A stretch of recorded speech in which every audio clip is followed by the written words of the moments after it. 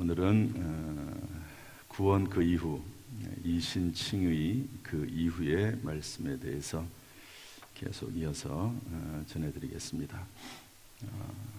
12장 1절에 들어가서 개인 생활의 대원칙을 말씀드렸습니다.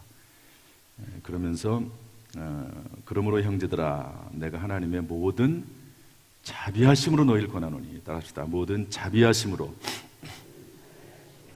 중요한 것은 하나님의 자비하심입니다. 이제 우리의 삶에 대해서 이야기할 텐데, 이렇게 살으라고 명령하고 권면하지만 그렇게 살지 못할 수 있다. 사도 바울도 오호라 나는 곤고한 사람이로다. 이 사망의 몸에서 누가 나를 건져내라.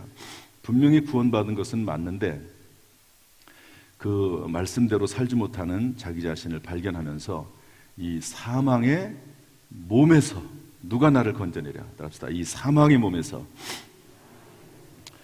그렇게 외치지 않았습니까? 그런 것처럼 우리가 이신칭이 되었어도 하나님의 말씀대로 살기가 그렇게 녹록하지 않습니다.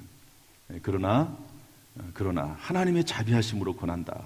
계속 실수하고 허물이 있어도 다시 돌아와라. 하나님의 자비하심을 의지하라. 그래서 저는 로마서 12장 이 삶에 대한 부분을 다루면서 가장 중요한 말씀 중에 하나가 하나님의 모든 자비하심으로. 따라합시다. 하나님의 모든 자비하심으로. 그래서 개인 신앙생활의 대원칙, 몸을 들이고 이 세대를 본받지 말고 변화를 받으라, 이렇게 말씀했습니다. 그 다음에 큰 두 번째로 넘어가서 교회 생활의 대원칙을 말씀드렸습니다. 제가 어제 말씀을 전하면서 계속해서 반복했던 것 중에 하나가 어떤 내용이냐면, 만일 자녀에게 또는 초신자에게 교회 생활의 대원칙을 말할 기회가 주어진다면 뭐라고 말하겠느냐, 그렇게 물어봤습니다. 여러분, 교회 생활 지금까지 수십 년, 50년, 60년도 하시고, 짧게는 새벽기도 나올 정도가 되면 5년, 10년 이렇게 신앙생활을 하지 않았습니까? 그런데 교회 생활을 하면서 대원칙, 가장 중요하다고 생각하는 게 뭐냐, 이렇게 말을 할 때 뭐라고 말하겠느냐 하는 것이죠. 저희 자녀들에게 말을 할 때는 예배에 빠지지 말아라, 하나님 앞에 11조를 꼭 드려라, 여러 가지 내용들이 많이 있을 것입니다. 그런데 제가 생각하기에 사도 바울이 다소 의외의 말씀을 하세요. 제 생각은 그렇습니다. 무엇이냐면, 믿음의 분량대로 지혜롭게 생각하라. 따라합시다. 믿음의 분량대로 지혜롭게 생각하라. 여기서 말하는 이 분량은 성경에 분수라고 하는 말도 있지만 연극 드라마의 그 역할, 배역과 같다고 말씀드렸습니다. 피자의 8조각 같다고 말씀을 드렸습니다. 무지개의 7색깔 중에 하나와 같다고 말씀을 드렸습니다. 그러니까 자기에게 맡겨준, 교회 내에서 맡겨진, 하나님께서 맡겨진 은사와 사명이 있다는 거죠. 오늘 이렇게 이 새벽에 나오는 것은 하나님께서 우리에게 맡겨진 사명의 한 조각입니다. 이 사명을 감당하는 것이죠. 그래서 믿음의 분량에 따라서 지혜롭게 생각하라. 따라서 믿음의 분량에 따라 지혜롭게 생각하라. 그래서 우리 교회는 16개의 위원회가 있어서 그 위원회가 각자 믿음의 분량이라고 볼 수가 있습니다. 그래서 이런 것들을 철저히 잘 지키고 일을 하는 것이고, 그리고 그 한계를 너무 벗어나지 말아라. 한계를 벗어나지 말아라. 그래서 심지어는 믿음의 분수대로, 이 분수라는 말을까지 쓰고 있습니다. 원어적인 의미로는 여러 가지 의미가 있긴 하지만 신앙생활에도 분수가 있다는 거죠. 이것을 벗어나면 분수가 되니까 그렇게 하지 말고 각 사람에게 나눠주신 믿음의 분량대로 마땅히 그 생각할 그 이상의 생각을 품지 말고 믿음의 분량대로 지혜롭게 생각하라.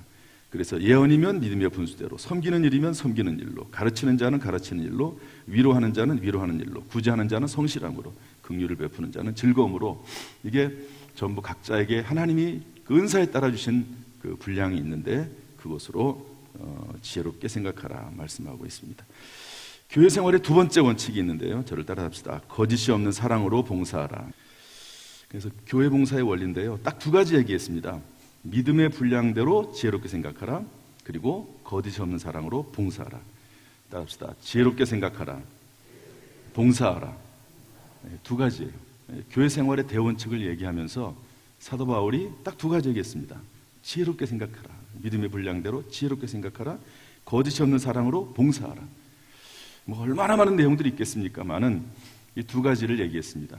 또 다시 한번 해봅시다. 지혜롭게 생각하라. 지혜롭게 생각하라. 가슴에 손을 얹고 지혜롭게 생각하자. 봉사하자. 지혜롭게 생각하라. 봉사하자. 그래서 이 봉사의 원리 몇 가지가 나와 있는데요. 첫 번째로는 서로 우애하고 존경하면서 봉사하라 말씀하고 있습니다. 교회 봉사는 존경하면서 우애하면서 해야 됩니다. 베드로전서 2장 9절 말씀 보니까 이렇게 되어 있습니다. 너희는 택하신 족속이요 왕같은 제사장들이요 거룩한 나라요 그의 소유가 된 백성이니. 그러니까 서로 우리 각자는 그 사람의 외모나 학벌이나 지식이나 이 모든 것들을 떠나서 하나님께서 보시기에 왕같은 존재라는 거죠. 우리 옆에 있는 분들 한번 바라보세요. 당신은 왕이십니다. 또는 왕비이십니다. 한번 이렇게 뭐 여왕이라고도 할 수 있고요. 한번 옆 사람을 한번 바라보면서 그런 마음으로 한번 바라보시죠.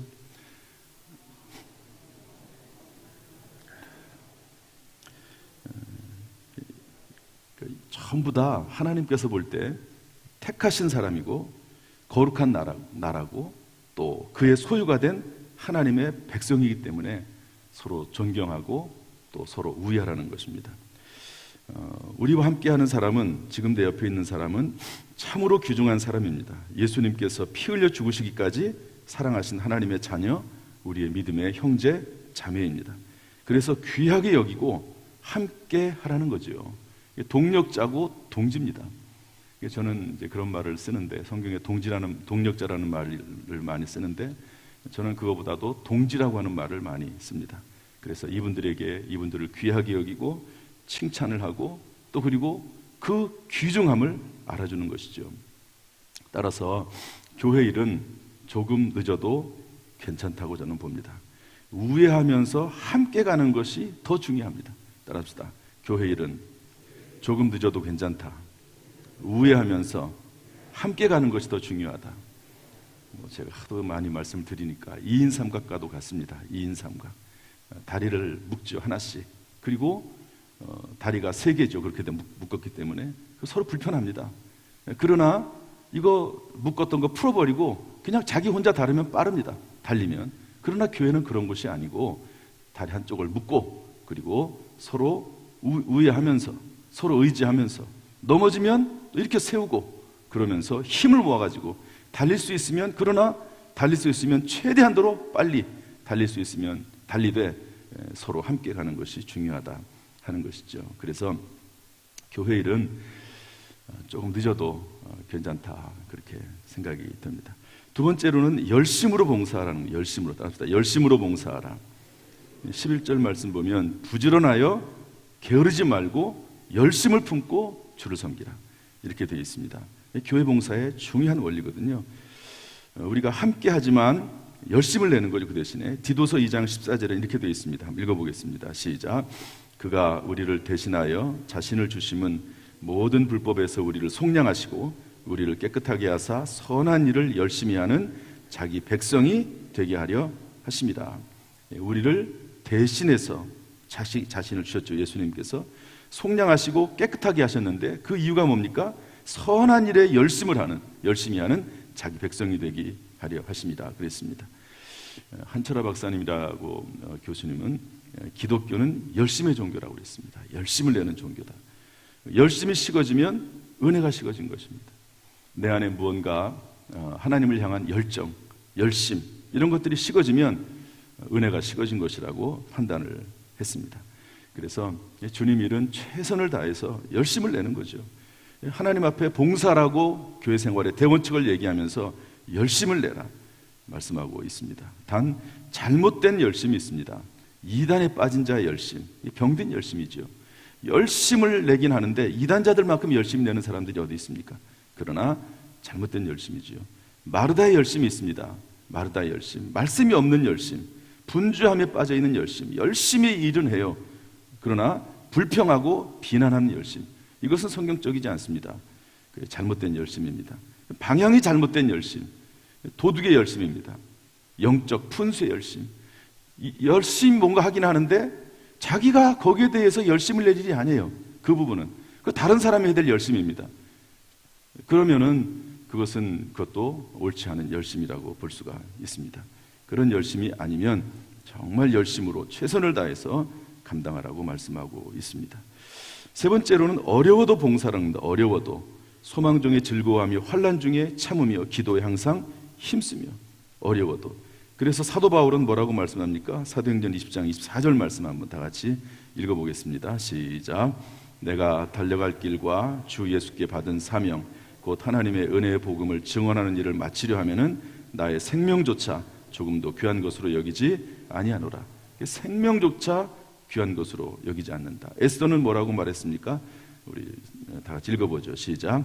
당신은 가서 수산에 있는 유다인을 다 모으고 나를 위하여 금식하되 밤낮 3일을 먹지도 말고 마시지도 마소서. 나의 시녀와 더불어 이렇게 금식한 후에 규례를 어기고 왕에게 나아가리니 죽으면 죽으리이다 하니라. 따라합시다. 죽으면 죽으리이다.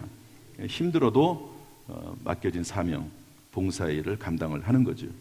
제가 자주 하는 말 중에 이런 말이 있습니다. 힘드니까 사명이다. 따라합시다. 힘드니까 사명이다. 생각이 다르니까 순종이다. 순종에 대해서 잘못 오해하는 경우가 있습니다. 생각이 똑같으면 그게 무슨 순종입니까? 그냥 자기 뜻대로 하는 거죠. 하나님의 생각이 다를 수 있죠. 내 생각은 이런데 하나님의 계획이나 뜻은 이럴 수 있습니다. 그러면 생각이 다르니까 하나님의 권위 앞에 순종하는 것이죠. 부모에게도 마찬가지고 교회 모든 일도 마찬가지입니다. 힘드니까 사명이다. 여러분 힘들지 않는 일이 어디 있습니까? 힘드니까 감당하는 거죠. 할만하고 즐겁고 또 모든 일이 수월하면 그 사명이라고 할 수 있겠습니까? 사도 바울도 물론 기쁨과 감사 가운데 전도의 사명을 감당하지만 얼마나 많은 수고와 고통과 어려움이 있습니까? 그럼에도 불구하고 사명이니까 감당을 하는 것이죠. 봉사는 어려워도 하는 것입니다. 따라서 하시길 바랍니다. 어려워도 봉사하라. 마지막 네 번째로 나누면서 봉사하라. 13절 말씀 읽어보겠습니다. 다 같이 시작. 13절 시작. 성도들의 쓸 것을 공급하며 손대접하기를 힘쓰라. 나누라는 거죠. 성도들이 필요한 거 있으면 공급하고 또 손대접하면서 봉사라고 말씀하고 있습니다. 그래서 히브리서 13장 2절에 보면 손님 대접하기를 잊지 말라. 이로써 부지 중에 천사들을 영접한 이들이 있느니라.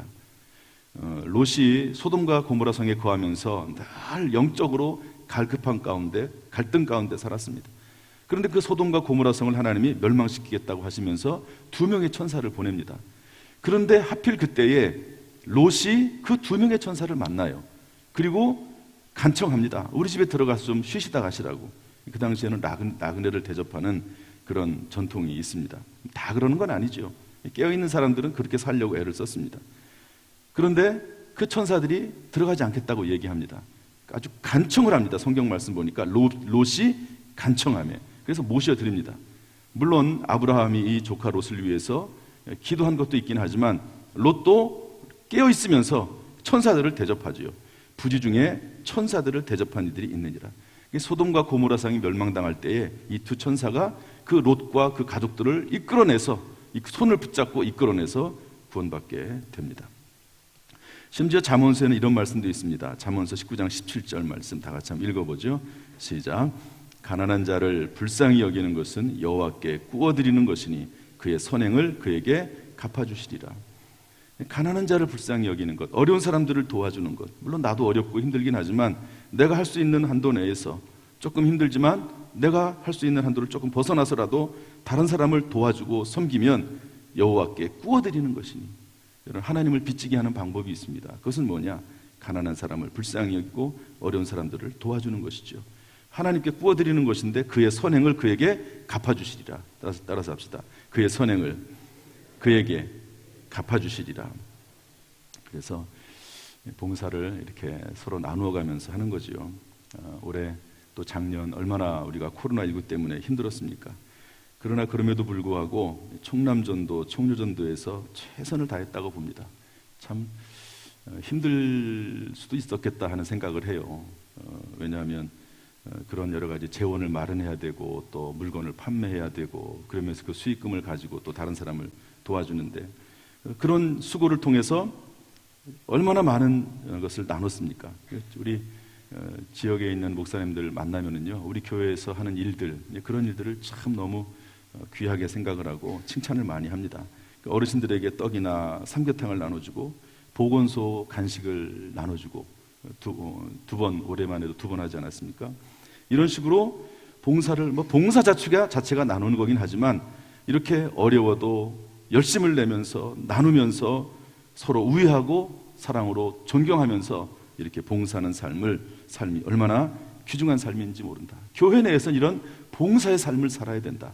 그게 교회 성도들이 마땅히 해야 될 거라고 말씀하고 있습니다.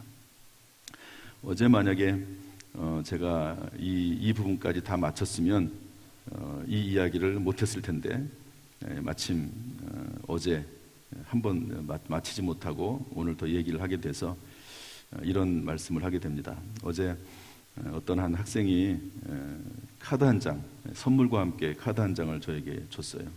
물론 이제 선물 속에 카드가 한 장이 들어있었는데 제가 느낀 느낌으로는 물론 선물도 귀중하지만 그 속에 들어있는 이 카드 한 장이 저에게 더 힘이 되고 저를 행복하게 했습니다. 선물을 나누고 카드를 나누는데 얼마나 행복이 되는지 몰라요. 제가 한번 그냥 말로만 할까 하다가 공간 좀 여유가 있어서 글을 썼습니다. 저도 좀 기억을 또 계속하기 위해서 한번 제가 쭉 읽어드릴 테니까 들어보시죠. 우경식 담임 목사님께, 담임 목사란 말을 잘 안 쓰는데 담임 목사님께 잘 쓴 것 같아요. 안녕하세요. 지금 홍해도와 특별 새벽기도회를 들으며 은혜 받는 누구누구 학생입니다. 평일 매일같이 일어나서 새벽기도회를 오는 것도 힘든데 설교까지 준비하신다니 힘드실 것 같아요. 이렇게 알아주니까 얼마나 감개무량한지 모릅니다. 항상 좋은 말씀으로 성도들에게 은혜와 힘을 얻게 해주셔서 감사합니다. 이번 특별 새벽기도회에서 지금까지 들었던 말씀 중에서 높은 마음을 품지 말고 도리어 두려워하라는 말씀이 기억에 남습니다. 그 말씀을 항상 마음에 새기며 교만하지 않고 겸손한 제가 되도록 노력하겠습니다. 그리고 목사님 생신 축하드려요. 항상 건강하세요. 누구누구 드림. 오늘이 제 생일이거든요. 그래서 어제 한 것 같아요. 이렇게 편지 한 장, 또 선물 이런 것들을 서로 나누면서 함께 살아나가는 거죠. 그것이 교회 생활의 행복이고 또 가정에서도 그럴 수가 있고 직장에서도 사업에서도 그럴 수가 있습니다. 나눔이라고 하는 것은 참 우리를 행복하게 합니다. 오늘도 이 새벽에 나와서 우리 성도님들이 기도를 나누고 또 그리고 서로 사랑을 나누는 시간이라고 봅니다. 서로 수고를 나누는 거죠. 이 새벽에 나와서 기도하는 것 정말로 하나님 앞에 열심을 다해서 봉사하는 것 중에 하나예요. 어려워도 봉사하는 것이고 나누면서 봉사하는 것이고 서로 우애하고 존경하면서 봉사하는 모습이라고 봅니다. 우리 옆 사람에게 한번 이렇게 우리 축복하면서 인사합시다. 수고가 참 많습니다. 하나님께서 반드시 응답하실 줄로 믿습니다. 이렇게 한번 얘기를 한번 해보세요.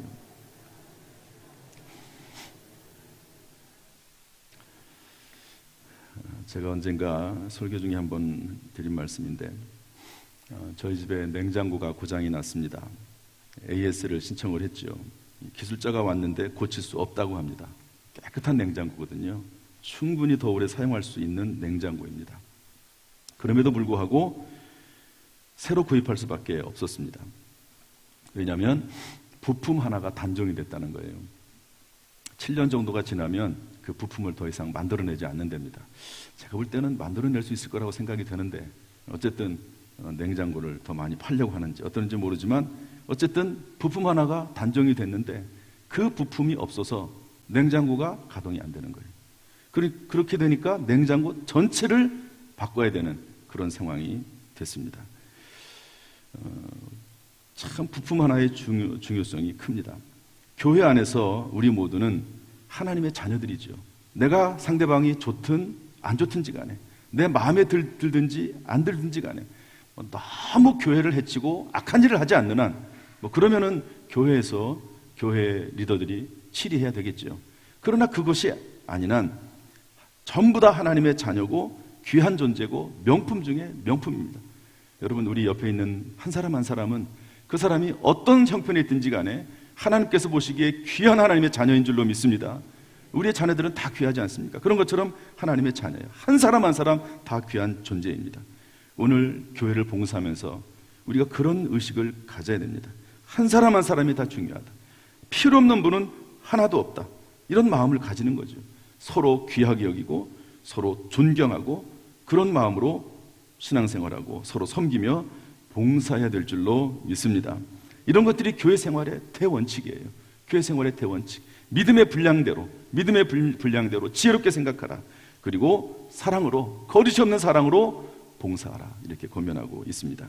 이러한 교회 생활의 대원칙을 잘 준수하는 가운데 행복한 교회 생활, 금생과 내생에 상받는 교회 생활 될 수 있기를 주님의 이름으로 축복합니다. 이 새벽에 나와서 참으로 하나님 앞에 온전히 쓰임받기를 원하는 성도들, 이렇게 기도로 봉사하는 모든 성도들에게 평생 하나님께서 은혜 베풀어 주시고 가장 좋은 곳으로 함께 하시기를 주님의 이름으로 축원합니다. 기도하겠습니다. 하나님 아버지, 오늘 교회 생활의 대원칙에 대해서 배웠습니다. 잊어버리지 않게 하시고 우리가 사도 바울의 이 권면, 성령의 이 권면, 하나님의 이 권면, 성경의 권면을 잘 따라서 행복한 신앙생활을 할 수 있도록 인도해 주옵소서. 열매 있는 신앙생활을 할 수 있도록 인도해 주옵소서. 모두가 행복한 교회생활 될 수 있도록 인도하여 주옵소서. 예수님의 이름으로 축복하며 기도하옵나이다. 아멘. 이제는 우리 주 예수 그리스도의 은혜와 아버지 하나님의 무한하신 사랑과 성령님의 교통하심이 오늘 죄제나 나와서 예배드리는 모든 성도들 한 사람 한 사람 머리 위에 그 가정, 직장, 사업, 자녀, 심령 위에 함께 하시기를 간절히 축원하옵나이다. 아멘.